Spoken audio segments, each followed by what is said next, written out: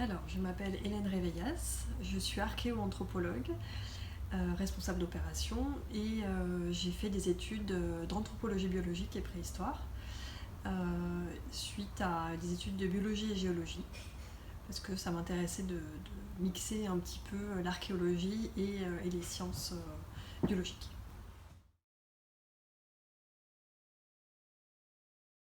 Alors, dans le cimetière de Saint-Pierre-de-Bruges, j'ai été archéo-anthropologue en fait, donc j'étais en charge de la fouille et de l'étude des sépultures qui ont été retrouvées sur le chantier.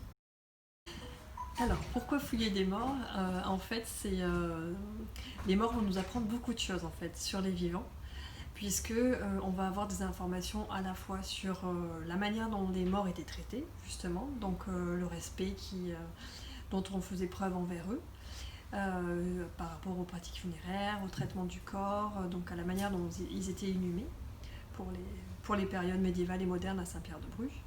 Et on va également avoir des informations sur la biologie des individus, donc leur âge, leur sexe, les éventuelles pathologies dont ils ont souffert. Et toutes ces informations, quand elles vont être rassemblées, vont nous permettre de mieux comprendre le fonctionnement des sociétés du passé.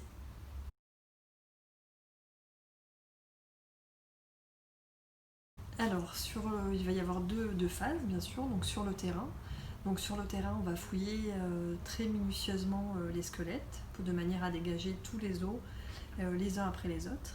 Ensuite, on va les prélever après avoir fait un certain nombre d'observations sur l'ensemble des os.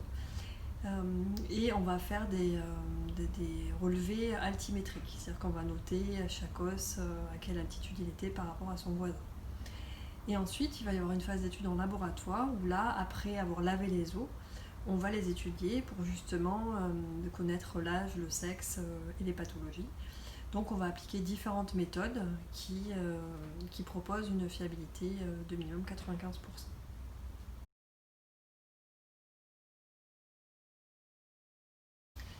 Alors la fouille de Saint-Pierre-de-Bruges a amené d'importantes informations sur les populations médiévales et modernes à Bruges, puisqu'on a pu avoir un échantillon assez conséquent, près de 200 sépultures.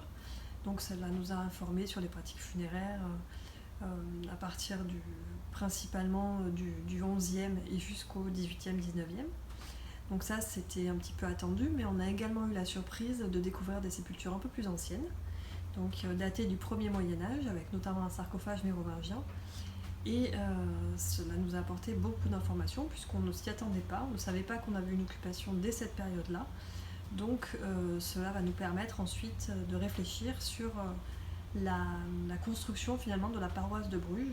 Donc est-ce qu'on avait d'abord un espace funéraire avec ces sarcophages, ou est-ce qu'on a eu ensuite l'église qui a été construite en suivant, voilà. Ou est-ce qu'on avait déjà un édifice religieux construit au moment des sarcophages, voilà.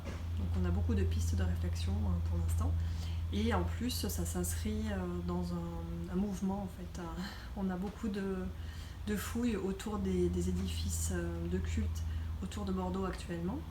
Donc on va pouvoir faire une synthèse aussi globale à l'échelle du territoire métropolitain.